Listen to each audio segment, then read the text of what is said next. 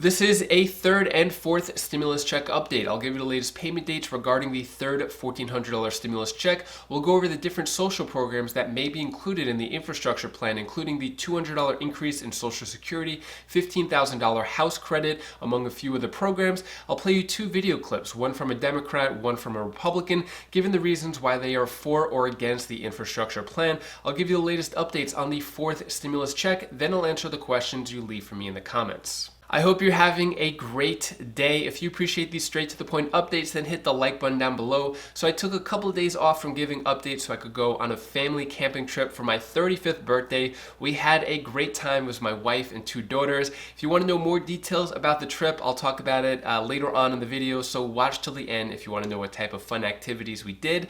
Let's get right into it. So Indiana ends the mask mandate as neighboring states surge in cases. So Indiana and Alabama are the two states that have ended the mask mandate, which means people aren't required to wear a mask anymore. Let me know what you think about this down in the comments below. Should people continue to wear masks because the virus is still at large, or should they not wear masks because vaccines are coming out and cases are dropping? I'm really curious about your thoughts on this. Mask on or mask off? Let's get into third stimulus check news really quick. So if you want, you could pause the screen. I'm not going to go over all this information, but it gives the different stats and dates. I'm just going to go over the most recent so I could save you as much time as possible. So April 7th was the most recent direct deposit date. April 9th was the mail-out paper check date. 24 million checks were directly deposited. 1 million paper checks sent out. Those were the majority of Social Security. And then 3.1 million went on the Direct Express card. 1 million were plus-up checks, so any missing money for dependents. April 9th, as mentioned, latest paper check mail out date. So if you didn't receive it yet, it could be in the mail. And then April 14th is the Veterans Direct Deposit date. If there's any other info, I'll definitely keep you updated. Moving on, let's talk about the different social programs that could be in the infrastructure plan. So we've heard a lot about this, the $15,000 first time home buyer tax credit. So basically what this means is if you're going to buy a home for the first time, you'll get a $15,000 tax credit. So far, we haven't really heard much about this being in the infrastructure plan. The infrastructure bill is split into two different programs, or two different parts. The first one is the American Jobs Plan, which was released, at least the outline was, and then the American Family Plan, which is going to have more social programs. We'll hear about that. We heard that it was coming out mid-April. It's about mid-April now, so hopefully any day now we find out more details. But it's going to have, or it may have, social programs like this, especially since President Biden is about, I think he's 82 days into his presidency, and usually the first 100 is when they follow through with their promises. So we're coming at that point where hopefully he announces some of these social programs, other ones including forgive a minimum of $10,000 or up to $50,000 per person for federal student loans, and the increase of Social Security checks by $200 per month. These are bold promises. This is from Joe Biden's, President Biden's website when he was campaigning. So hopefully we're going to hear more about these programs over the next week or so before President Biden reaches his 100 days. I'll keep you updated. Subscribe to the channel if you want the latest on these social programs. And as soon as I find out information, I'll let you know. Next, let's talk more about the infrastructure plan. So Pete Buttigieg is talking about the opposition to the big infrastructure plan. Here's a video clip right now, and then I'll play you the Republicans' perspective right after. I want to start with a fact check of how the Biden administration is selling this plan. You all like to say that U.S. infrastructure is ranked 13th in the world, but our colleague Chuck Lane of the Washington Post did some interesting research. 3 of the nations ahead of us on that list are Singapore, Hong Kong, and the United Arab Emirates, which are tiny states and hardly comparable. Of the 10 largest countries geographically, including China and Russia, the U.S. actually ranks first. So, Secretary, not to say that everything's fine, but why not be straight about the actual conditions here in the U.S. to the American people? Well, the American people already know that our infrastructure needs a lot of work. That's one of the reasons why there's such strong support for the President's American Jobs Plan. Look, the American Society of Civil Engineers rates our infrastructure We've been getting a lot of C's and D's, but you don't need an engineering report to know that driving on American roads, they're not the way they should be, that our bridges need work. We've got thousands upon thousands that are in poor condition or even structurally deficient. If you go to U.S. airports and you compare them to airports in other countries, other developed countries, you know that the U.S. is not at a high standard. We don't have a lot of work to do to persuade the American people that U.S. infrastructure needs major improvement. The American people already know it, and that's one of the reasons why there's such extraordinary Republican and independent and Democratic support for this package among the American people. Not necessarily in Congress, however. I want to give you another fact check. All of you in the Biden administration have been selling this plan as a huge jobs creator. Here you are just last Sunday. The American Jobs Plan is about a generational investment. It's going to create 19 million jobs, and we're talking about economic growth that's going to go on for years and years. But it turns out the study you're citing from Moody's Analytics says the economy will add 16.3 million jobs without the infrastructure bill and 2.7 million more with it. So it doesn't, as you said last Sunday, create 19 million jobs. Again, Secretary Buttigieg, why mislead folks? Well, you're right. I should have been more precise. The 19 million jobs that will be created are more than the jobs that will be created if we don't do the plan. And it's very important to make this point. As you just showed us, 2 million more, Moody's is not saying that we will million. create 2.7 million. Yeah, exactly. It'll create 2.7 million more jobs than if we don't do it. And that's very important because there are people on this network and others saying with a straight face that this would somehow reduce the number of jobs. You're the one who cited Moody's Analytics as 19 million, and it's actually 2.7 million, which is a bunch, but it's not what you said. It's part of a scenario that Moody's says will create 19 million jobs. But the bottom line is it's going to add jobs. Let me know what you think about that down in the comments below. Do you think the infrastructure plan was being a little misleading with the job creation? Will it do 19 million or 2 million? Do you think he was being a little dishonest there? Let me know your thoughts on that down in the comments below. Now, Senator John Thune, a Republican, said that there are Republicans who would vote for a smaller infrastructure package. So here's a clip from Republican Senator John Thune coming right after Buttigieg talking more about why this is not a good idea, the infrastructure plan. Here it is right now. As we said, President Biden meets tomorrow with a bipartisan group of lawmakers to discuss his American Jobs Plan.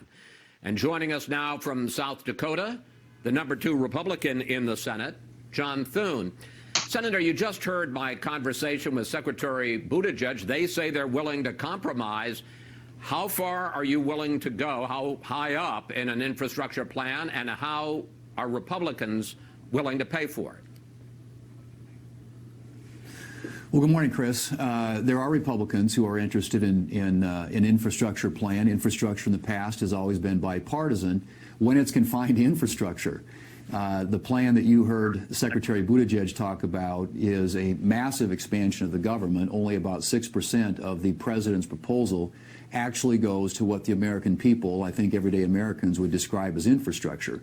If they're interested in roads and bridges and highways and perhaps broadband, there is a deal to be had there. But I think what we ought to be looking at this in terms of is having let's do an infrastructure bill. If the president wants to do an infrastructure bill, the sort of big, bold, utopian, European-style socialism proposal that they've laid out there is something they can try and do another time. But if they're sincere about doing something on infrastructure, I think there are Republicans who would vote for it. And how we pay for it, I think we ought to repurpose some of the money that's already been spent, or appropriated at least, and hasn't been spent in all these previous COVID bills. We just did $350 billion to a lot of states out there, and this would be a good use for those funds.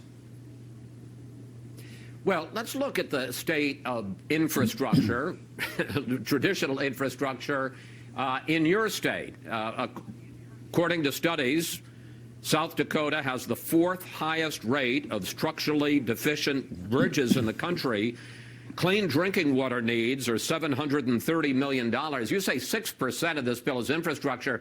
We had Senator Roy Blunt, another member of Republican leadership, on last Sunday. He said about a third of the bill he thinks is infrastructure and talked about $700 billion of the $2.25 trillion.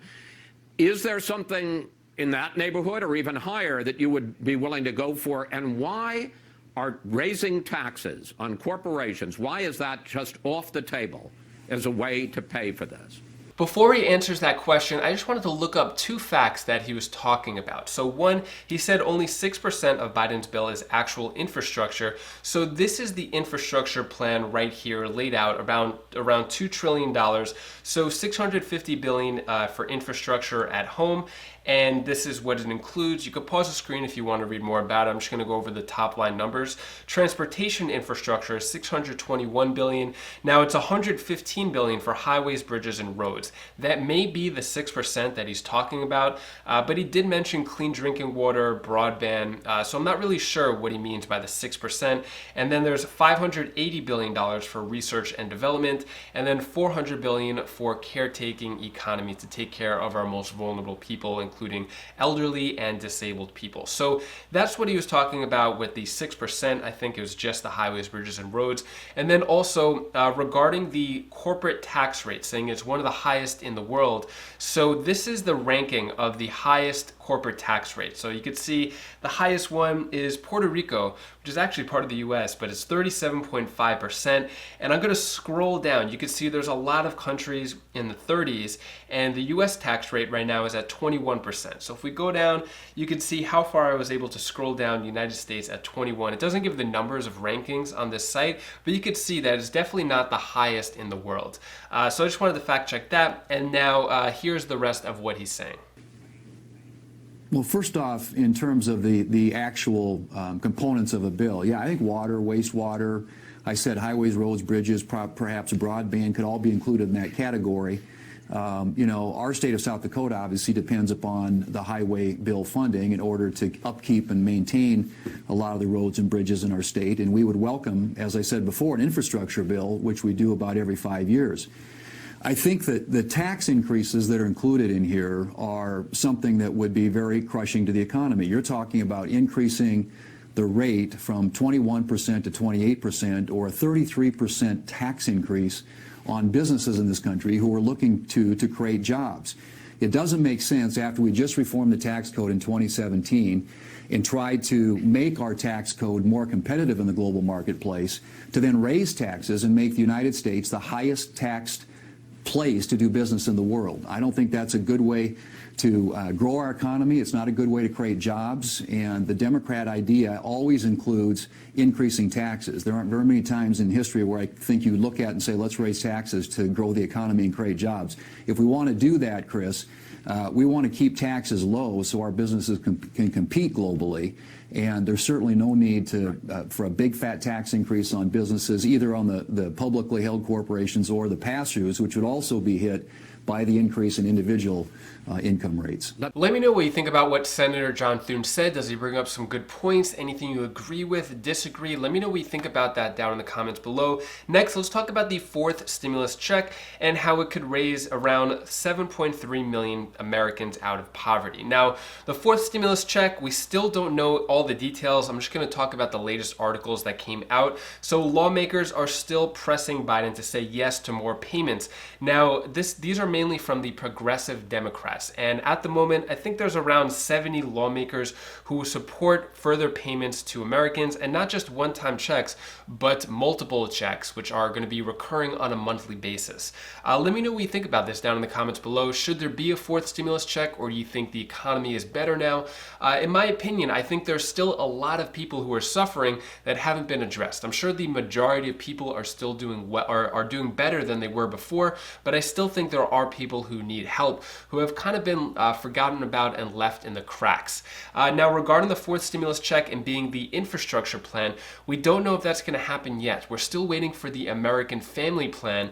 I think they're probably going to delay any news of a fourth stimulus check for a while, especially since third stimulus checks are still going out. They may increase more social programs, but regarding a fourth stimulus check, there hasn't been any news that it's going to be in that second part of the infrastructure plan. If anything changes or any more news comes out about a fourth stimulus check, I'll definitely keep you updated. So far, it could be around $2,000 or $1,000 on a recurring basis. There's a few different plans going around. Next, I'm going to answer the questions you leave for me in the comments. Lenoa McKnight asks, my son is on SSDI. He hasn't received his check. Will he be getting one?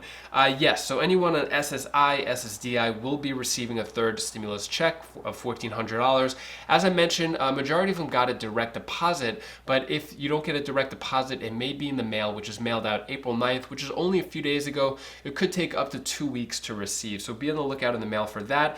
Georgette DeRue asks, what happened to the $200 per month from Social Security? So at this time, we still don't know. It was a big promise, as I mentioned earlier on in the video, still on President Biden's website that he campaigned on. Hopefully he announces something within the first 100 days, but I think it's not looking good that he can mention something like that and not even address it within his first 100 days. So I'll keep you updated if there's any more news. Carnaggio Aram asks, big question. If you don't receive your $1,400 check because they took it for some strange reason, will you be notified? So I haven't heard, like if you get the stimulus check is garnished, I haven't heard of any mention of them letting you know.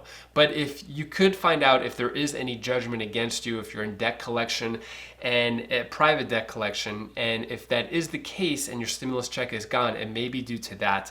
The only way you can know for sure is if you go through the Get My Payment tool, and if a check was already deposited to you and it hasn't been received yet, you could kind of check and see if there's any judgments or anything like that that has been against you. Next question comes from Felicia Mello. So if the fourth goes through, will that be per person? What would couples get? So with the fourth stimulus check, there's a few different proposals, but so basically it would be per person. So it could be, let's say the $2,000 per month one. That's per person. Dependent would also get $2,000 per month, and couples would each get $2,000 per month. That is just a proposal. It hasn't gone through Congress yet. We haven't seen the official bill, but I'll keep you updated. That is all the stimulus news I have for you today. To hopefully cheer you up a bit, here's my daughter Bella's tip of the day. Guys, this is Bella. This is the tip of the day. I tell you the one thing they should do. When you make something dirty, you have to clean it up, or ask someone to help you. Like if you made something really dirty, you have to clean it up. Thank you so much for watching up until this point. I appreciate your support. So with the camping trip, it was a really good time. So I've gone camping many times throughout my life, but it was my wife and two daughters, age 2 and 7, their very first time going camping just in a tent. There was barely any phone signal out there, so I just left my phone in the tent. I actually didn't take too many pictures besides when we first got there and sleeping in the tent. But we went kayaking, which was a lot of fun. Christine took the girls on her kayak, and I was kayaking around, and Kalea, our 2-year-old, had a great time with that. We had fires, we had s'mores, we prepped some food like some potatoes and onions, and then we just kind of made like a soup out of that. We had a little stove, we made eggs in the morning. Overall, it was a lot of fun. We had a great time, and my wife is like asking me, when are we gonna do another trip just like that? So yeah, we actually borrowed that tent from someone, so we're probably gonna have to get our own tent soon and hopefully go camping again. Let me know down in the comments below, have you ever gone camping? Do you like it? Is it fun for you? Yeah, we had a lot of fun. It was great to be out in nature. We were kind of by the water too. So yeah, that was a good time. Anyways, if you want to watch more videos, you could click this video down over here. It has more stimulus updates, or sorry, I don't know what happened there. Or you could watch this video up here. for more Wise Vibes. I'm just going to keep that in. I'm not going to edit that out. For Wise Vibes videos to cheer you up a bit. Take care. Be safe. Thank you for watching.